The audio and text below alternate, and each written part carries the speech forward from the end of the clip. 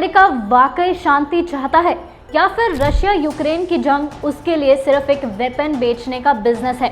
आइए समझते हैं। अमेरिका इनडायरेक्टली ये चाहता है कि रशिया लगातार यूक्रेन पर अटैक करता रहे।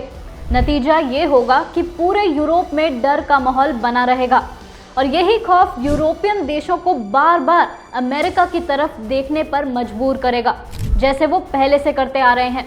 और फिर व्हाइट हाउस उन्हें कहता है, हम है ना, वेपन्स ले लो, हम तुम्हारी सुरक्षा करेंगे। मतलब क्लियर है, अमेरिका बाहर से दिखाता है कि वो रशिया यूक्रेन की वॉर को रोकना चाहता है, लेकिन रियलिटी में इसका सबसे बड़ा फायदा अमेरिका को ही हो रहा है। रशियन प्रेसिडेंट व्लादिमीर पुतिन भी एक तरह का गेम खेलते दिखाई देते हैं। कभी बैठ जाते हैं टॉक्स टेबल पर और उसी वक्त यूक्रेन पर बड़ा अटैक कर देते हैं।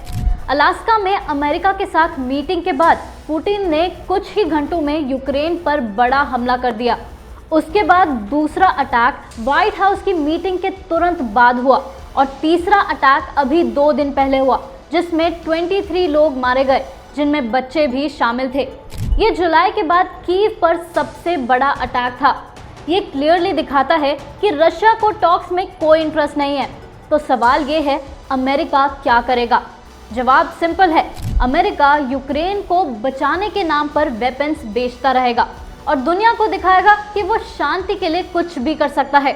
असल में ये डबल स्टैंडर्ड्स की सबसे बड़ी मिसाल है, जिसे हम हिंदी में दोगलापन भी कहते हैं।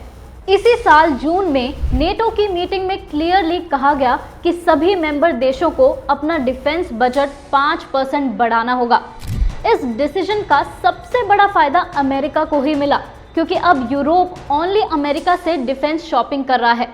पिछले 5 सालों में EU 27, ब्रिटेन, नॉर्वे और स्विट्जरलैंड ने अमेरिका से मैसिव क्वांटिटी में वेपन्स खरीदे। 15,000 से ज़्यादा मिसाइल्स, 2400 आर्मर्ड गाड़ियाँ और 340 एयरक्राफ्ट। ये नंबर्स यूरोपियन कंट्रीज के आपस के खरीदो फरोख्त से कई ज़्यादा हैं। ब्रिटेन तो ऑफिशियली सबसे बड़ा प्रो अमेरिकन पार्टनर बन गया है। पीएम कीयर स्टार्मर ने जून में क्लियरली बोला था, अमेरिका हमारा पहला डिफेंस पार्टनर है। 2024 में पोलैंड ने अमेरिका से M1A1 अब्राम्स टैंक खरीदे और साथ ही साउथ कोरिया से K2 ब्लैक पैंथर टैंक्स भी ले लिए।